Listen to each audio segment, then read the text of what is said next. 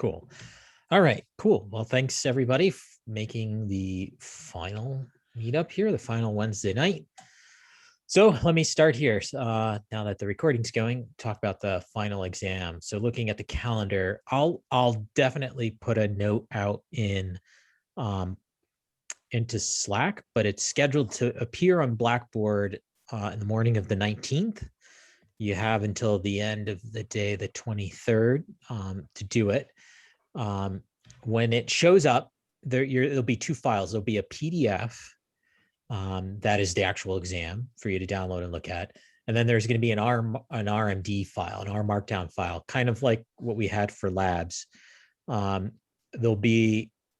I think, 10 multiple choice questions, a few short answer questions, and then a little data set that you're going to analyze. The data set's actually embedded in the R Markdown file, so you don't need to download any other data files. It's sort of just defined inline. So I'm going to ask you to analyze a little data set.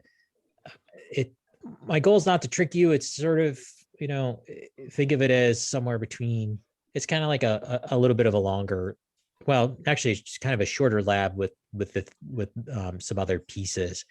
It's, for me, I use it as just sort of a sanity check to make sure that sort of the learning objectives are being hit. Please don't stress it. The final exam really generally doesn't really, going in, you should know what your grade's going to be. It's not going to, so if you're coming in targeting an A, you're going to get an A. And in general anyways, students the only students who don't get A's from me are the ones that just blow off work. So I think a lot of you are in really good shape. I'm still trying to catch up on grading. I got through all the homeworks. I send out the homework keys for everything. Sorry it took so long. I just sent them as a giant batch. So if you did not get that, check your spam folder first. And if you did check that and you still didn't get it, let me know. I didn't send chapter 9, I think, for everybody, or I think one section I didn't send it because more were missing than not. So I might check again tomorrow or Friday to send that out. All right, back to the final exam. So you have the 23rd. It's open book, use the materials. I just ask that you work on your own. Don't consult with other students. If you have a question about the final exam, fine, send me either a private Slack message or send me an email. Can help you out there. Like I said, there's two parts: multiple choice, short answers, and then there's a small data set to analyze. The R Markdown file set up by default to knit to PDF. Hopefully that I hope that works for everyone now. If not, again, you can reach out. We can figure out a solution. I asked, don't publish this to RPubs or anything. I like to try to recycle questions sometimes, and I just don't want it out there. Are there questions about the final exam? Oh, no, you have 5-ish days to do it. So my recommendation is get on Wednesday, download it, look at it. And my hope is most of you are going to be like, oh, of course. And then, I'll do this. I'll have the time to do it. If you open the final exam and you start sweating, then tell me that, please. It's not my intent. So and you said R Markdown, and there will be PDF as well. So I believe PDF is compiled version of R Markdown, or is there any reading reference material in it? Well, the YAML is set up so that if you just click knit, it will go to PDF. Have you been able to knit to PDF this semester? Yeah. Okay. I know some people had at the beginning were having issues with what were they having issues with? LaTeX. LaTeX, PDF not found, tools not installed, like all these kind of. So the easiest thing to do is knit to HTML and create a PDF out of your browser. That works fine. That's fine too. It's just you can't upload HTML to Blackboard, so that's really the biggest issue. I suspect it should take no more than an hour or two to complete. So that would be at this stage, if you've done all the labs and if you've submitted all the labs I've looked at, you guys have been fantastic. They look really great. Everybody's doing great work. So, I don't have a slide for it. Like just a reminder, the first session for presentations is tomorrow evening at 7. So it looks like we got 4 people signed up. So I'm not sure we have everybody signed up. So I'm going to throw the link in the chat. It looks like the last session is full. So please, I don't want to go over 8 per session. So fill in, and if everything's full and you feel like you can't fit somewhere, let me know, email me. So there's plenty of spots tomorrow. And then basically next Tuesday and Thursday, there's a 12 session and a 7 p.m. session for those dates. So just to remind everyone, you only have to go to the one session you're going to present in. So you're going to see other people who present during that session. There'll be a peer feedback form. So there's an opportunity to provide peer feedback. So you can also get peer feedback. And then, yeah, so you don't have to go to the other ones. I hope that was clear. All right, so we got 3 presentations. Last batch here. We'll start with Peter. Let me enable sharing. Are you on, Peter? Yes, I'm on. Okay. Just getting my stuff ready. So the assignment that I'm presenting on is the body measurements exercise from chapter 8. And so the question is, so the exercise above introduces data on shoulder girth and height of a group of individuals. The mean shoulder girth is 107.2 centimeters with a standard deviation of 10.37 centimeters. The mean height is 171.14 centimeters with a standard deviation of 9.41 centimeters. The correlation between height and shoulder girth is 0.67. So the first question is write the equation of the regression line for predicting height. So first, you have to calculate the slope. This should actually be a lowercase b sub 1. But it's beta 1 equals the standard deviation of y over the standard deviation of x times the correlation coefficient r. And that translates to 9.41 divided by 10.73 times 0.067. And your result is 0.61. Oops, sorry. The second is you calculate the point slope equation using the point 107.2 and 171.14. And the equation is y minus y sub 0, which equals b sub 1 times x minus x sub 0. And substituting those with the actual amounts, the linear model equation then comes out to the height estimate is equal to 105 centimeters plus 0.61 times girth. Okay, and so the second question is interpret the slope and the intercept in this context. And so my answer is that for every 100 centimeters of girth, we should expect height to increase by 61 centimeters over 105 centimeters. The next question is calculate the R-square of the regression line for predicting height from shoulder girth and interpret it in the context of the application. So the answer is, since the correlation coefficient is 0.62, R-squared is equal to 0.45. And what that means that there's an increase of 45% in the data variability by using the information about the person's girth for predicting height using a linear model. My understanding of the R-square is the closer to 1, the better the variability and I think the tightness of the data points along the sum of the least squares line. A randomly selected student from your class has a shoulder girth of 100 centimeters. predict the height of this student using the model. And so you plug in the numbers to the equation for the linear model, and you get an estimate, a height estimate of 166 centimeters. The prediction of the person's height based on shoulder girth of 100 centimeters is 166 centimeters.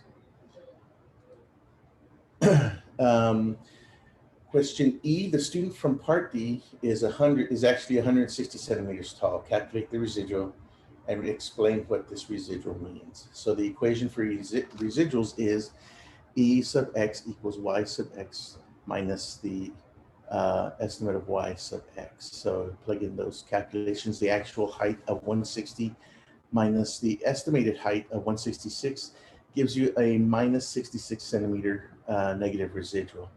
The negative residual indicates that the linear model over-predicted the height for the student in question D.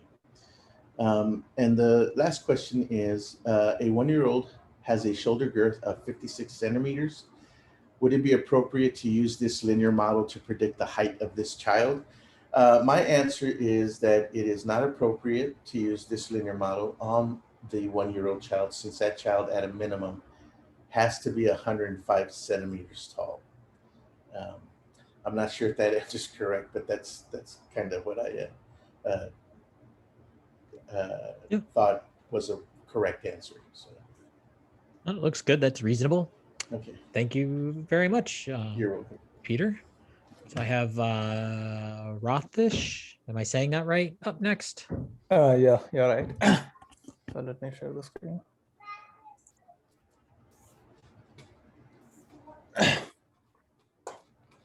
So I picked the question 513 website registration.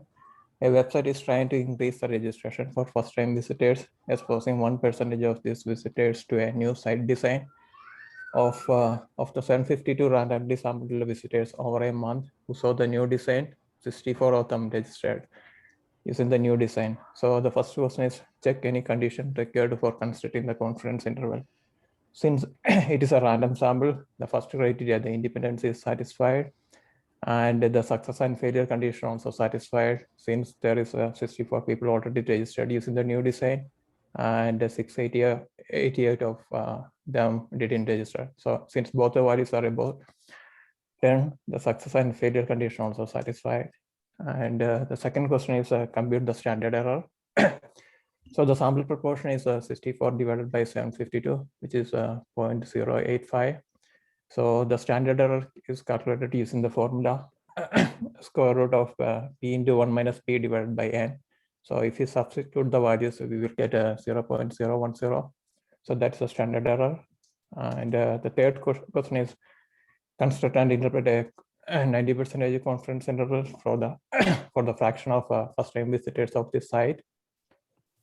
And for the 90% confidence interval, the C-score is 1.65.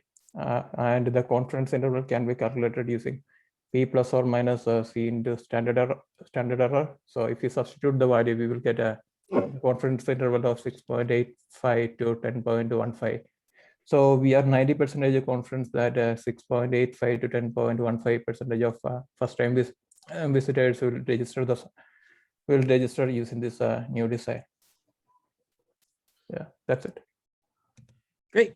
Thank you very much. And then last but not least, Zachary. Thank you. Moment. There we go. How's everyone going? All right. I'm going to be presenting tonight on 8.31, another question that builds on the one that the first person tonight presented. We have a scatter plot and the least squares summary below, showing the relationship between weight and height. The first part of this question is asking us what the relationship between height and weight is. And as we can see from our scatter plot, we have a relatively strong relationship, positive, between both variables. There's some outliers, but they shouldn't affect the relationship too much at all. The second part's asking us to write the regression line, with the equation for the regression line. And it's relatively simple pulling out that information from the least square summary over here. We take our intercept, the negative 105.0113, and we then take that and add that with our intercept right here, which is ignore that, please, 1.0176, and multiply that by the variable we have right here, which is height. And what this is being used to predict ultimately is weight. We have weight over here, which is equal to this. And this tells us that for every single increase in height, that model predicts the average weight to be at 1.0176 additional kilograms. And we have the next part. We have the data. Does the data provide strong evidence that increase in height is associated with an increase in weight? And we have, in this case, a very, very small p-value. We can then use that to conclude that the two-sided alternative hypothesis, the data provides convincing evidence that the height and weight are positively correlated. And that would be, that we believe the HO value would be that right here. True slope coefficient of height is 0, which is what our null hypothesis would be. Finally, we have the correlation coefficient for height and weight is 0.72, and we want to calculate the R-squared value. We can take the 0.72 and square that, and we get a value of 0.52 from that. It's nothing too complicated whatsoever. I wanted to get through this so I can show something that could be extremely useful for everyone if they have not finished their project already. Given this data, which we're able to access using the OpenIntro package, we're able to look at it this way here. We have 25 numeric values, and of course it's all just information. And so if we want to build a model or do anything with this data, we don't know necessarily what's going on with any of these variables, whether they're skewed, whether there's missing values that can affect any results we get. And so if we want to quickly understand what's going on, is there an alternative to going through and graphing all those relationships out? And the answer is yes. We have this really amazing package called Data Explorer. And before we get into that, I would like to point out something that it happens quite often. Our variable here, sex, is a categorical variable, but because it is numeric, it's 0 or 1, it's automatically coded by R to be integer. And so we just need to change that. And that will play a really important role in what comes next. Of course, when we are looking for summary statistics, we don't want to look at the distribution of it. It's a categorical variable. But the first function I just want to show off, which creates a report on all our variables in the data. This generates by default an HTML file, which will go through all of our variables within our data and gives all that information I spoke about automatically. It just takes a moment to generate based on how big the data is. I actually think it has built-in parallel function where you can run it on multiple cores of your CPU.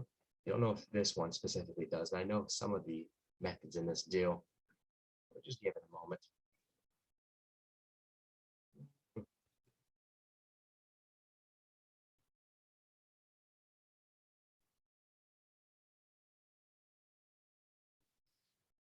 What was the name of this package again? Data Explorer. And I'll show the output of that now. You can customize all the ways this looks, but the very first part of it is it gives us the basic statistics, the rows, the columns, how much memory it takes up. Of course, in this case, the majority of all our variable is continuous. It's all numeric data, and that takes up the majority of the memory. We have a very small data set, so it doesn't really matter in this case, but with bigger data, that can be really important. We get a really quick breakdown of the distribution, or I mean the type of variables we have in our data here. Moving on, this gives us a nice profile about our missing values. In the case of this data, we have nothing missing, and so there's nothing really to really report on with that. But in the case of data with a lot of missing variables, and knowing where that is really important. And the next part is the one I spoke about before, being able to quickly look at all the univariate distribution summary statistics of all our variables. Instead of going through and graphing every single one of them, we get this nice piece right here that goes through that. And then the one goes through, continues. And this is where we see our one categorical variable. We see the distribution, we see we have more zeros than ones. This is all QQ plots showing more clearly whether our data is skewed or not. And then because there's a lot of variables here, this kind of becomes hard to see, but you can see that overall there's a lot of relationships within our data, and that there's only one negative correlation, that's with sex 0. And this last part of it, I haven't really looked into how this works too well. It's a bit more complicated to explain, and I need to really study it more myself. Yeah, you'll do principal component analysis in 622 or 624. Looks like there's one component, really, one factor. Yeah, from my understanding, it breaks down the data into as little pieces as possible while being able to explain it as best as possible. Is that a good understanding of it?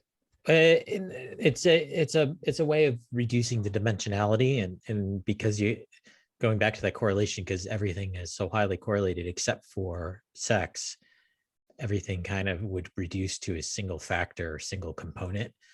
Yeah, it's a component, principal component analysis. I tend to do more factor analysis for my kind of work, but the idea is very similar.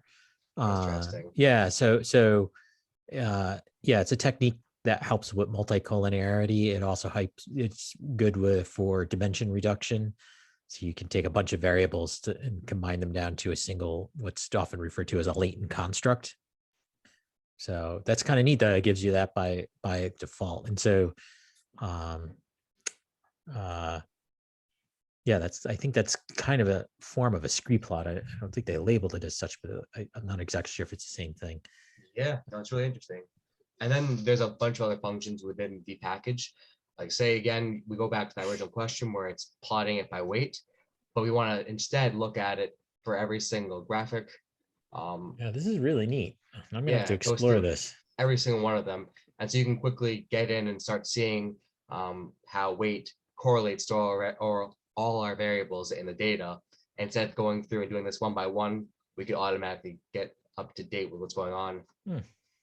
And the best part is, I honestly love the way the correlation plot looks when you have less variables. It looks very clean. Yeah. As you can see, I saw before, it becomes mush when you have too many features. But Yeah. when you just bring it down to just the key factors, it has this really nice clean look, and it gives you the actual value inside of it. And you have to do very little work. And the best part is with the default core function in R, I think it becomes really painful to get factor variables to work. And Mhm. here it just works effortlessly. You can get just passing Yeah. it, and it just works. So technically with a categorical but dichotomous variable, you use something called a point by serial correlation. I wonder if it's doing that, or if it's just doing, it tends to approximate fairly closely the Pearson correlation, but it's not exactly the same. I'd have to check to see. That'd be awesome if it did a point by serial.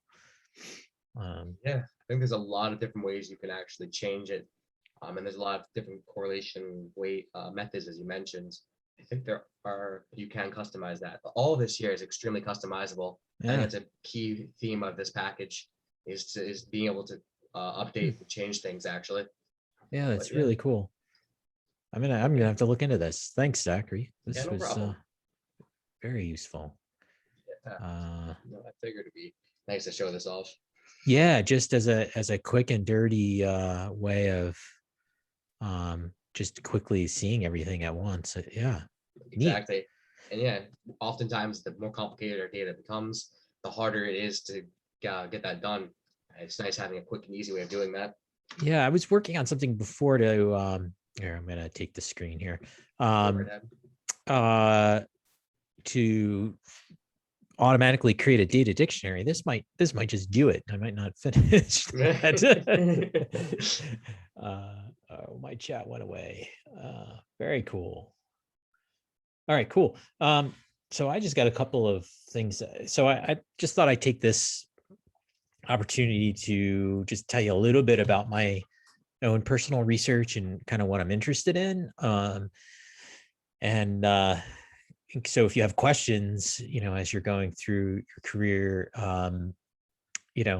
this might be helpful. At some point, I'm hoping to actually do an elective course in the program on causality, because that's sort of something that interests me a lot. I've been doing a little less work lately on that, but this is kind of where I got started. Sort of my dissertation work was related around causality, and then I've done some stuff since, created some R packages. And so I use some of what I do I've given lots of workshops on what's called propensity score analysis, which is a quasi-experimental design. So the idea is in the textbook, right, is very clear. And if you read in a lot of cases, right, the randomized control trial, right, is the gold standard. It's really how we need to establish causality. Now, given that a lot of my research is involved in education, there are very frequently are situations where randomization is just not possible, or ethical or practical. Like there's a whole host of reasons. And in some cases, in order to make a randomized control trial work, you have to put so many constraints on the design to sometimes be almost artificial, which is another problem and criticism. Not to say I agree, the randomized control trial, when you can do it, is the best way to estimate a causal effect. And way back when, I think in the first or second week when I talked about designs, I did point out, the notion that a randomized control trial is really already a compromise to what the true causal effect is, which is really, or the counterfactuals is kind of one way to frame it, is really the difference in the outcome for the same research unit in two different universes, where the only thing that's different is, the some treatment to control, or two treatments, or whatever it might be that you're trying to compare. Obviously that's not observable. So by randomly putting somebody into a treatment or control, right, then you get balance over everything. So the notion of propensity score analysis is well, you can think of a randomized control trial is actually a propensity score analysis where the propensity score is simply a conditional probability of being assigned to the treatment. In a randomized control trial, we would just presume the propensity score is 0.5 for everyone. So we're just comparing everyone to the treatment to the control. But Rosenbaum and Rubin in '83 really kind of took a different approach. And it was based on work by Donald Rubin in the '70s, or writing about causality. So this is sometimes often referred to as the Rubin causal model. And he basically frames causality as a missing data problem, because we only observe one of two potential outcomes for any research unit or individual, if you will. Right. And so the randomized control trial is essentially one way of imputing that value. We can say, well, if we can control the randomization mechanism, and we basically are saying, well, the probability of being in the treatment is always 50-50, then that balances out in aggregate as sample size increases. But what he and Rosenbaum showed is that, well, you could get the propensity score from a set of observed covariates, right? Variables that are related to both the treatment mechanism, or essentially the selection bias, and also the outcome. If you have enough observables, right? And so in that '83 paper, they showed that the propensity score is a univariate reduction of the multivariate space from all of those predictor variables, typically using logistic regression. We just use the logistic regression to predict treatment. We could take the fitted values and interpret those as propensity scores, which is just conditional probability. So what we then do is just compare individuals that have a high likelihood of being in the treatment to those across both treatment and control. And usually by chance, there's some overlap. And so some work I've done in that is, I have this Shiny app that does this. And so here there's some data sets. You can upload your own data sets. So this is in a package called PSA, still kind of a work in progress, but the way this works, and so this is using a data set of my own tutoring, where I was trying to look at the effects of tutoring on students' outcome. And I think this is in English, if I remember right. And so I have just, you have to, what's your treatment indicator, and then what's your outcome. And so grade is my outcome. And then I have covariates. And so it selects by default, these covariates. And then there's some notions of exact matching. So when you estimate the propensity score, I'm just essentially running a logistic regression. But the key piece here is this. So here, this is the distribution of propensity scores, which obviously ranges from 0 to 1 because it's a fitted value from a logistic regression. We could see the control unit is this red line and the treatment unit is this green line. And so as expected, right, the distribution is skewed to the left for control, and it would be nice if it was skewed a little bit more to the right. There's some imbalance in this data set. But what I'm going to do is say, well, I'm going to compare students who are way up here, have a high likelihood of being in the treatment. And of course, I have a bunch that do, but I also do have some that aren't. And so I would compare there, and you can either do matches where you're matching two people who look very similar, or you can do stratification where you just kind of divide it up. So this app walks through. So you're obviously going to look at that. The strength of the propensity score has to do with the balance. So there's some complicated figures here. I won't go into a whole lot of detail, but this top plotter, here are all the variables that go in estimating my propensity score. The red line is the effect size for each of these variables on my outcome before adjustment, right? So gender is a big predictor of the grade and the treatment. But once we do adjustment, we reduce that effect to much, much smaller. And, I usually look for effects that are less than 0.1 because it's about, 1% of variance. And this little plot here just shows kind of all the matched pairs and trying to see which variable. So any color means if I had a matched pair or two students who are matched from treatment and control, did they match on all the variables? And so definitely some improvement. This is, some things. So what's useful here is I can see this gives me sort of a sense of the strength of a variable. So I see this is ethnicity as one. So then what I can do here is say, well, I should match exactly on ethnicity. So we see these two dummy variables go completely white, because I'm just saying, well, if I'm going to match a treatment to a control, they need to match exactly on ethnicity. And then I'll look at the propensity score to get closer. And so there's ways that, and I could pick gender maybe. I don't think that was a particularly strong one in this data set. What was another one? Mother's education level, right? So we can, anyways, so you use this to diagnose and you're trying to find, right? And so when you end up with these matches, so this is, so we have control units on the one axis and treated on the other axis. And so these are kind of the differences such that we project it down that this becomes the average difference. I think I'm going to give a talk in the fall that'll go into a lot more detail on this. So if you ever find yourself like, I have this observational data, man, I would really like to try to estimate causality. I think PSA is a really good way to do that. So look for an email probably from Anna sometime in the fall. I'll do a talk like I did with the Shiny this year. I have a GitHub repo that has some general stuff, pretty, a fairly lengthy slide deck on intro PSA. Now, my specific contributions is I developed this multi-level PSA package, which is an instance where we have nested data. So for my dissertation, I was interested in charter schools versus traditional public schools. And then, but charter school laws vary by state. And so I wanted to do stratification within states and then be able to aggregate to kind of provide state and national estimates. So this package really helps with doing that kind of as a different approach. Then I have a package where if I sometimes, while I encountered two situations in my, when I was in institutional research where, I had two treatments and a control. And so I kind of wanted to basically create matched triplets instead of matched pairs. And so this package will do that. And then you use things like repeated measures ANOVA to estimate the effects. And then lastly, I developed a package to do bootstrapping. So there's a very good paper published in 2012 that really argued for, essentially testing your hypothesis more than once using multiple methods to triangulate. I kind of alluded to that, I think, at a few places. I think in some of our discussions, right?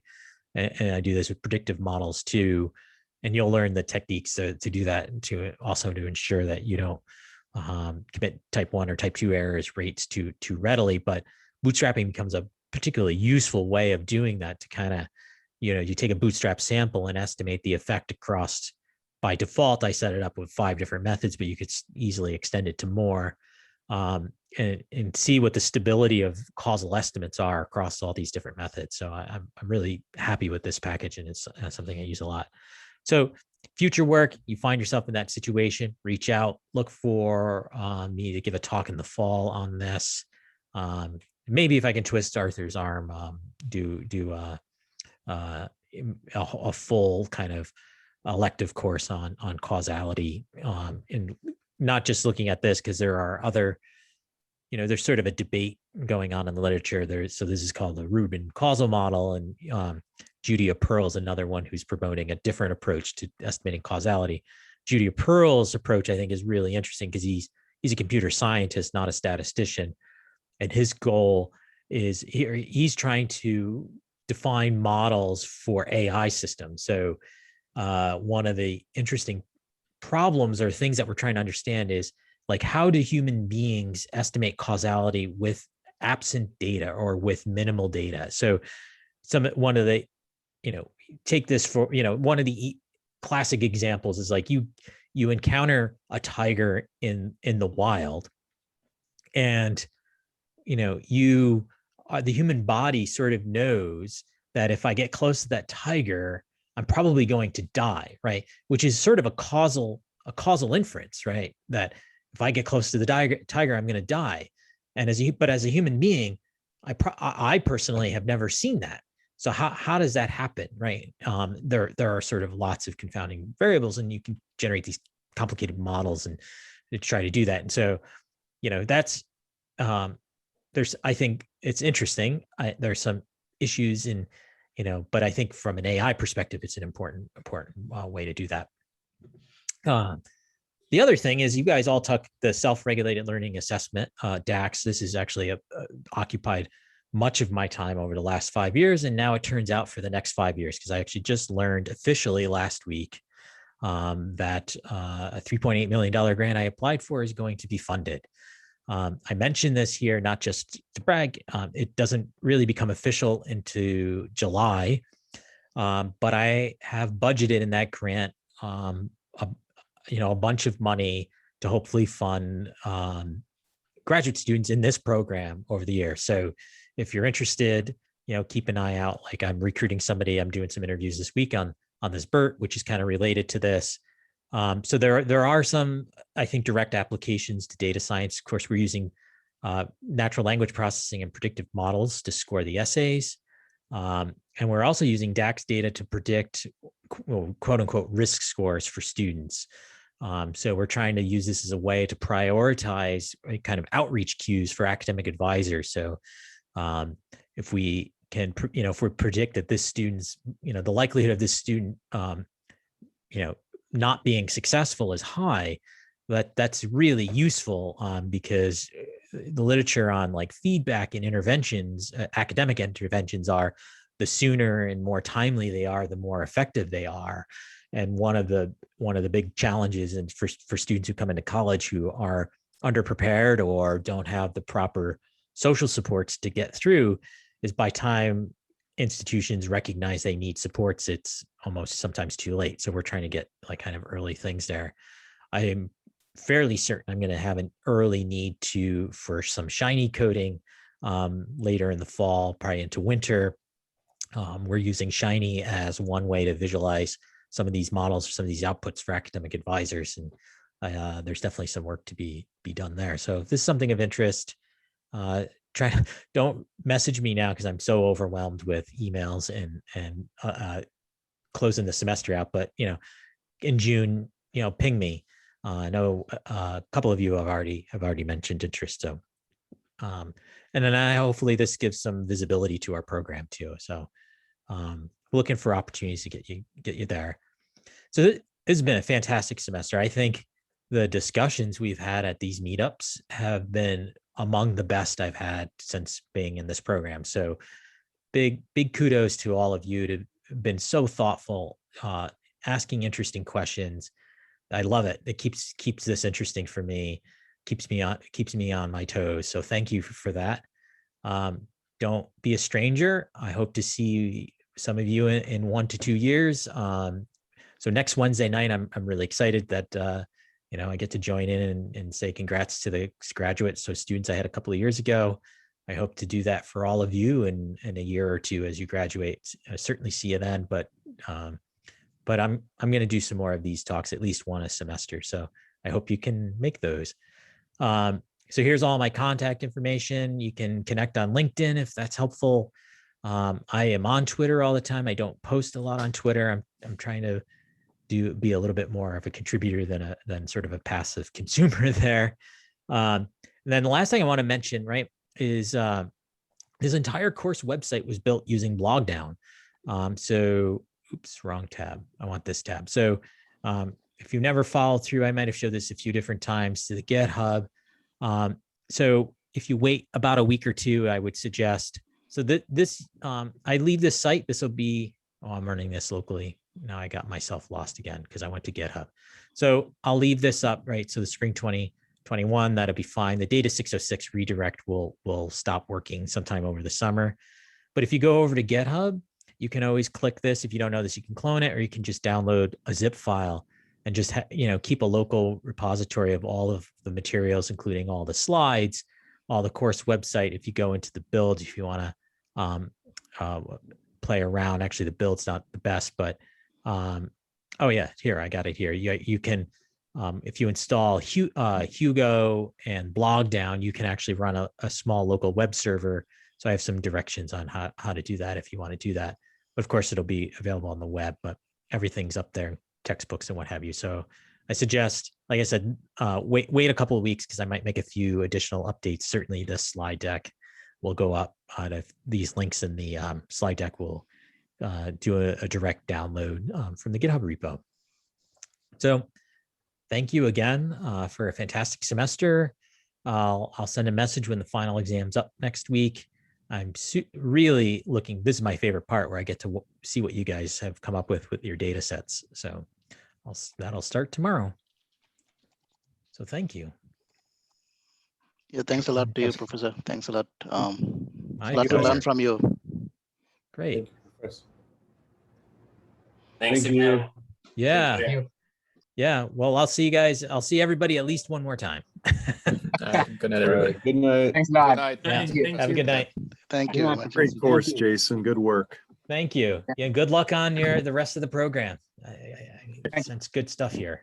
Can I ask you a question just before you go? Yeah, sure. It's not about stats specifically, but so is there like an advanced stats class? There's like a stats 2, or is everything from here on in sort of involve everything? There is no stats 2, but you're like purely stats. I mean, data science is kind of stats. So like I think about 622 and 624 in particular, right? So you're going to cover supervised and unsupervised learning. And it's kind of hard to not talk about statistics and probability when you're doing those things. So it's kind of all stats in some way, but it's not pure in the way I've set it up here. This is, a little bit different to try to, but you actually, I take that back. What's the, see, I'm still trying to learn all the numbers. So the math course, which is required, this one, 605, is gonna, you'll encounter some stats like things like you'll do some more matrix algebra, so was it Zachary who was showing the principal component analysis? So, talking about matrix decompositions, what eigenvalues are, right? So those are kind of more mathematical, but they're tools that are used for statistics a lot. But like, you know, when you get into the machine learning stuff, you're not going to talk about probably too much maximum likelihood estimation. You're going to do it in an applied way, but you know, you're not going to code those algorithms. You'll learn how, you know, what the pipelines are to do that kind of stuff. So Okay, yeah, I hope that helps answer your question. it did, yeah. I mean, I'm a little disappointed. I'd like to, you know, there's all sorts of distributions we didn't learn. There's a lot Yeah. more to cover, I would think. But, you know, I can always, once you get a basis, you can always learn it on your own, so. Right. So And it'll sound like it'll feed in little ways into all the other, you know. yeah, I picked the most commons. So as far as the other distributions, you're going to encounter data. There's so many that this is what I do, right? So logistic regression, the binomial and the normal are probably the two most common. Poisson being a distant third, you know, for count data.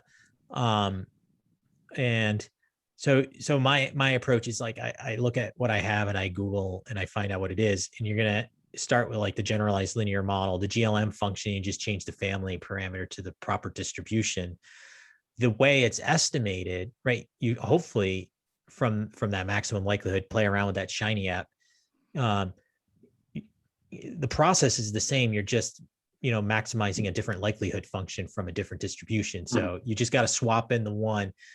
You know, I wish I've been thinking about, and I just don't have a good solution yet. What's a good strategy for picking the right distribution for your data? Like, is there, maybe somebody has found one, I almost want a decision tree. Is your data skewed this way, or is it this kind of data and go down? Oh, it could be a, you know, it's binomial or it's normal or it's whatever, Poisson or whatever it might be. I mean, that relationship one that I showed shows from distribution to distribution. So that's kind of close, but it's not really formatted in a way that I think is user-friendly and trying to decide what I should be using. So that's a good comment, and I'll look into that. Excuse me, Okay, Professor. well, I have thank one more you. question for you Yeah. before we call it a night. I don't know if you remember the data set I showed you in my proposal. It was There were like 45 proposals, so remind me and it'll probably come to me. I was looking at data set census data on Okay. New Orleans, Yes. specifically from before and after the hurricane. Yeah. Yeah. Well, not directly before and after, I should say. It was like 2000 versus 2014, 2018, I think. Yep. I'm trying to figure out my best approach with analyzing it. It's a bit different with demographic data. Uh-huh. In the first place, it's separate sheets. The majority of them use percentages, but I can use the population of each neighborhood to figure out like the breakdown of male and female. But Sure. of course, I can't figure out number of children that are male or female because it only gives percentages. Yeah, it only gives the percentages separately from those. But just in general, I'm trying to figure out what is the best approach when you have, it gives you the overall population and overall changes of New Orleans and the overall United States population changes. And so I'm trying to figure out in my head what the best test I could use.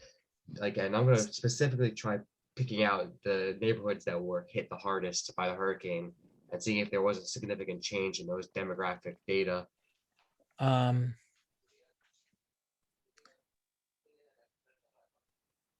So if you convert it to counts, it sounds like it could be a chi-squared. However, if the distributions are normal-ish, you could do a t-test or an ANOVA. It sounds like you have multiple neighborhoods. So if you did like a one-way or two-way ANOVA where one of the dimensions was neighborhood, that would probably be okay, particularly if the percentages are, you know, in the middle, like somewhere between like 30 and 70. I see. Yeah. You can get away with that. Like, so that's one of the other things, like when you have not terribly imbalanced data, like Pearson's correlation with dichotomized variables is going to be pretty darn close to a point biserial correlation. So a lot of people just report, I see in journal articles, people are just doing Pearson correlations. And so it gets by without much problem, even though in the measurement field, there's a psychometric field. It's always point by serial. They're pretty particular, but in more general ways, it's can be used either way.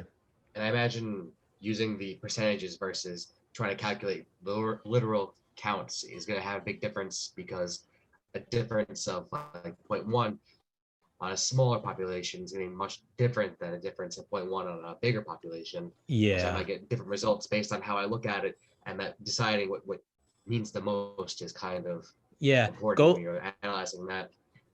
Yep. Go look at the inference for categorical data. And I think the example was, I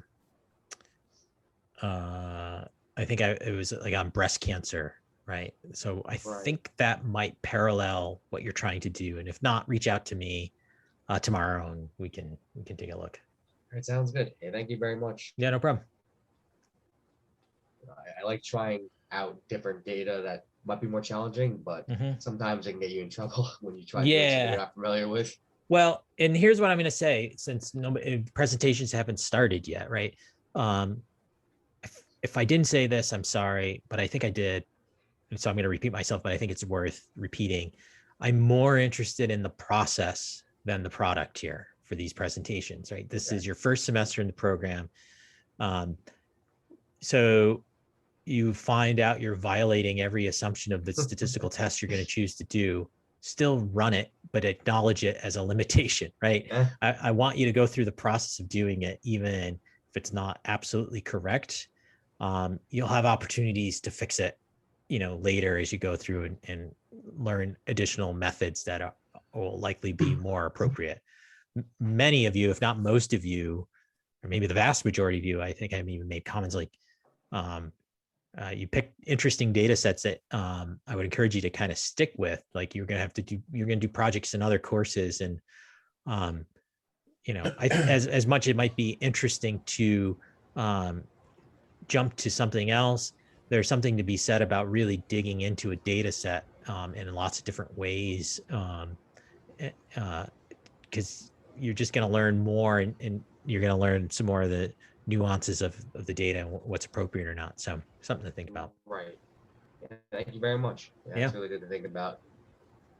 All right. It's been a pleasure. Yeah. Thank you. Thank you so much again, Thanks a lot. Professor. And Yeah, just Yeah. Mr. Breyer, just one comment about the course materials. I want to say that the Open Intro YouTube videos really got me through this course. Great. The last 6 weeks with work has just been working a lot of hours, overtime hours, 55, 60 hours. So, Mhm. and I'm taking the 607 course too. So all that reading, I found myself not having the time to do it. But those YouTube videos sure got me through the homework and the labs, and Yeah. they're really great. I hope you keep putting them out there for other for. Do you other mean the ones students. that Minnie recorded? The Yes. office? Yeah, she's Yeah. fantastic. I Yeah. love her. Yeah, they really helped me a lot.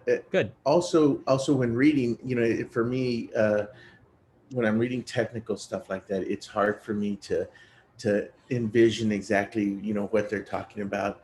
But when the videos put it in, when I see it being done, it just really it helped me understand what the concepts that were being taught. So Oh, I that's really great. appreciate those. Yeah, just want to let you know. I'll let her know. She'll Okay, be great. happy. Yeah. Yeah. Fantastic. Thank you. All right. And with that, have a great summer. Thank you, Professor. Thank you. Yeah. Thank you. Good night. Good night.